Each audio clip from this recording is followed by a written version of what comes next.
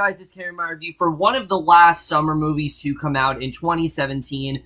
That, of course, being a film that I've been waiting for a very long time now, and that, of course, being Leap.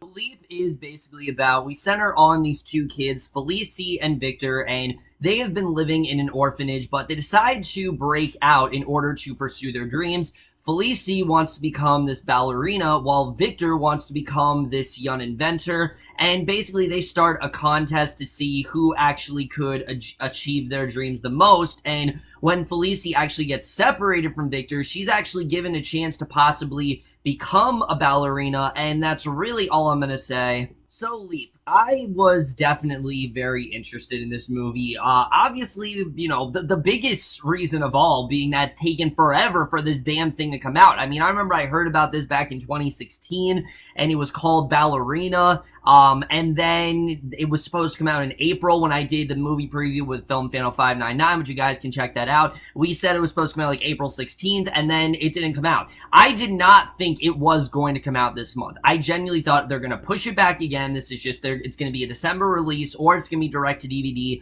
I did not think this was going to come out. I thought it was going to be like a Little Prince situation where they'd actually just put it on Netflix and that would be the end of it, but that's not the case. It is released into theaters, and you know, I really didn't know how this movie was going to be for that reason. It's not usually a good sign when movies take this long to come out. This is a different situation. It was like a French movie, then it was in Canada, and now it's finally come to the United States, and I watched the Canadian version because online that's the only version you can watch. There are some significant changes to the American one, and I don't know how different those changes are. I don't think there's really anything that really derails the general conception of the film in any way. But I'll say right now, Leap, while I definitely did think it's you know, not a terrible movie, it's a fairly standard movie. I definitely did enjoy it. I thought it definitely was an enjoyable movie. It's very, very forgettable. It's nothing that I'm really gonna,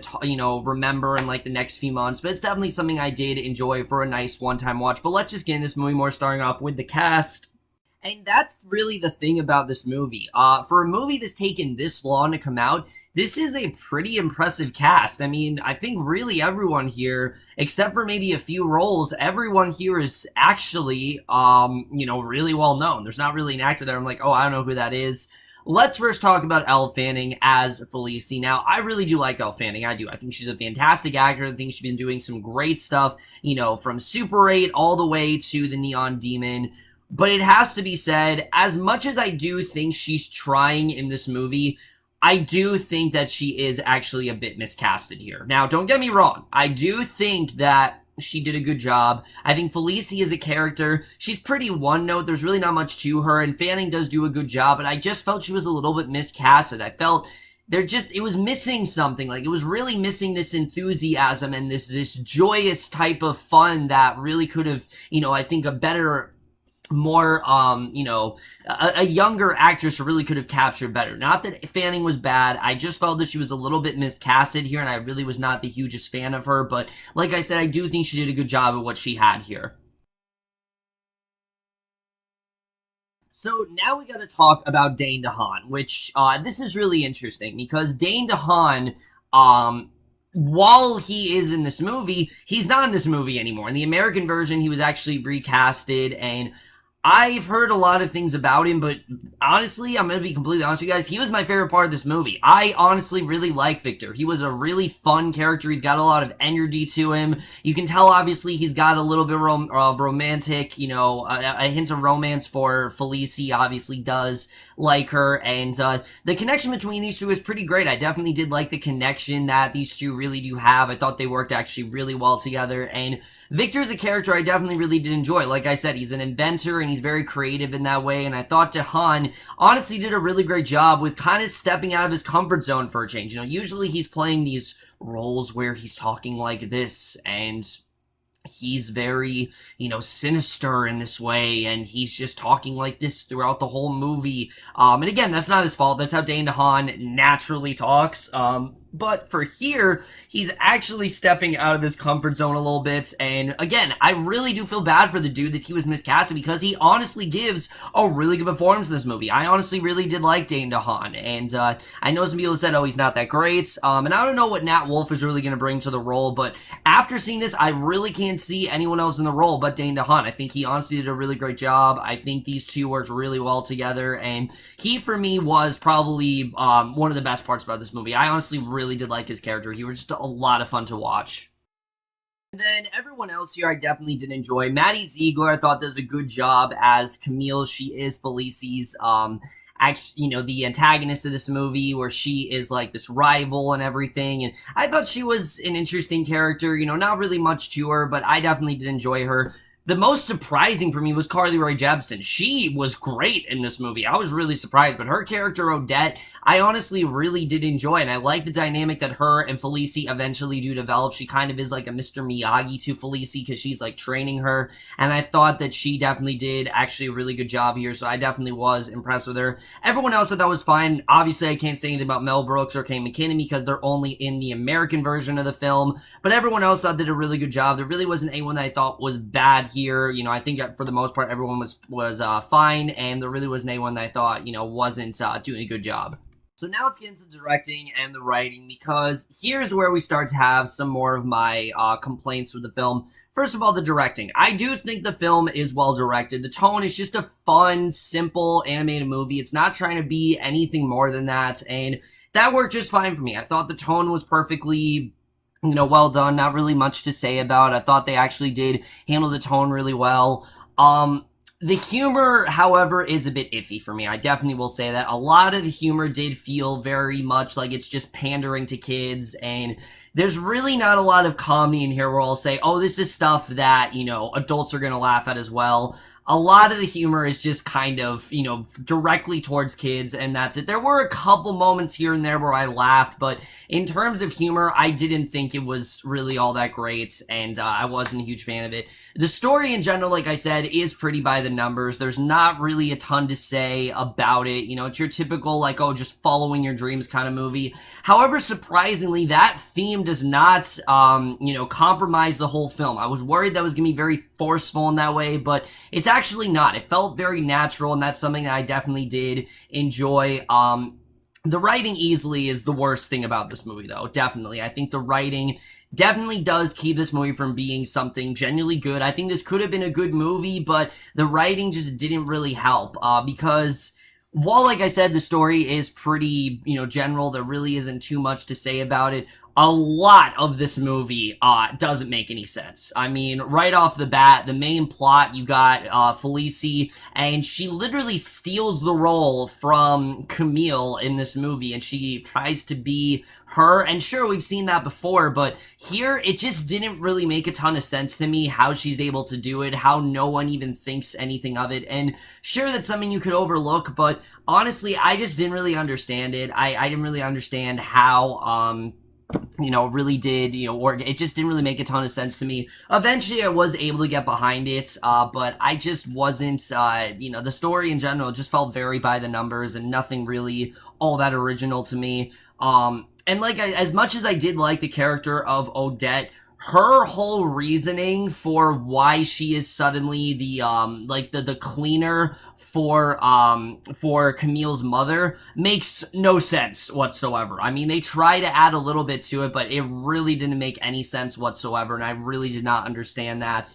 And the movie's also really predictable. I mean, I could tell pretty much everything that was gonna happen, especially once this love interest is introduced, for Felici. This character of, this character that's introduced, Rudy, who I thought was completely unnecessary. He's just here to stir up this love triangle, and it doesn't even go anywhere. Like, he just goes away, and then they never even talk about it again. It just felt really unnecessary, and I didn't really understand why that really had to be there, because in the end, it didn't really have any impact on the film whatsoever. It just kind of felt like he was forced in there, and I really, didn't understand it, honestly. So again, that really didn't work for me at all. And like I said, the script in general, it's just very by the numbers and predictable, and it's also far too limited. I mean, I think if the movie with a movie with the length it is, they could have easily told a simple story, but there's a little bit, I wouldn't say it's complex or anything like that, but there's just a lot of stuff they tried to do here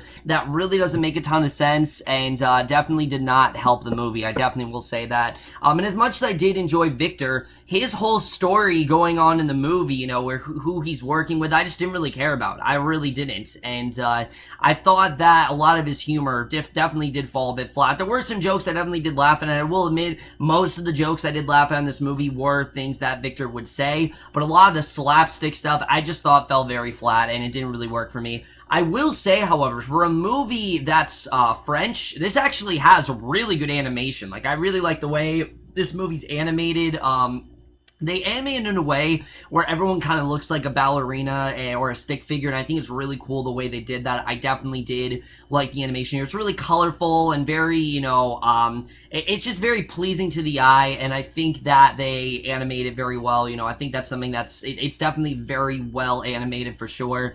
The score here, the musical score is perfectly fine, but the soundtrack, no. The soundtrack just doesn't work to this movie. Every song that's played here is some anachronistic pop song, and it just feels so out of place. And sure, I've seen in other movies, but here, when you're in this setting and everything feels like the 1800s, and then suddenly this pop song's played, it just didn't really go together at all. It just felt really out of place, and just felt like they were trying to pander to kids again, and it just didn't really work for me. Like, just stop pandering to kids, and kids will still enjoy it.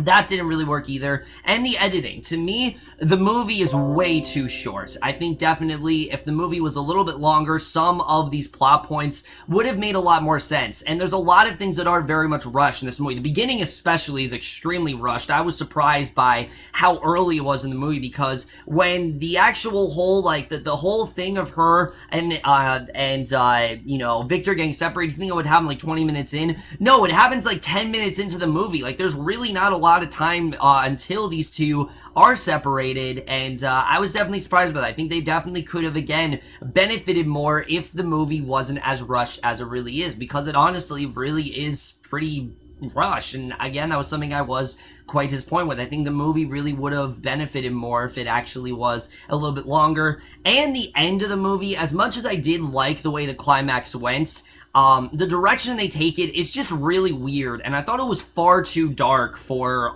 where this movie was going. The movie's supposed to be this really fun, lighthearted film, and when we get to the climax, I just thought it didn't really fit in with everything else. It just kind of felt like they tried to force this climax on us, and the character that's involved with this climax as well isn't nearly as developed, where it didn't really make a lot of sense to me. It just kind of felt like they forced that in there just to add some genuine tension to the story, and it really didn't work at all. I do have to say, though, up to that point in the third act, I was really enjoying it. Eventually the movie does become Felicie and Camille going head-to-head, and it actually is a lot of fun to watch. So when the movie is just trying to be her want to become a dancer, it works really well. It's when they throw these really weird plot things in here that it just really didn't work for me, and it really did derail the story fast, and in the end really didn't have much impact on it. Even the climax didn't really do much to the story at all. So overall, guys, Leap is just an okay film. It is at points mildly entertaining. When the movie is Felicie wanting to be a dancer and, her rivalry between her and Camille, it really does succeed in that regard. But the film really does fall flat in terms of comedy, in terms of some of these just really weird directions the film takes, and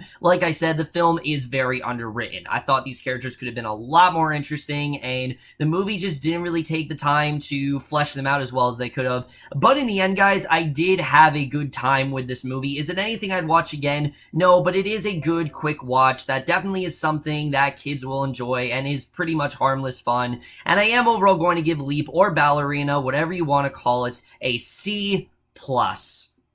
Overall, guys, that's it for my review of Leap, or Ballerina overall. Loved your thoughts on it, and if you guys have seen this movie, let me know what cut you've actually seen, because I'm very interested in seeing how this movie actually does perform in its American version, if Nat Wolff is better than Dane, DeHaan, or whatever. But that's in my review. Hope you guys enjoyed. We'll see you guys in my next video, which I think will be for The Sinner. If it's not, it will be for another movie review, and we'll see you guys for that. Okay, bye.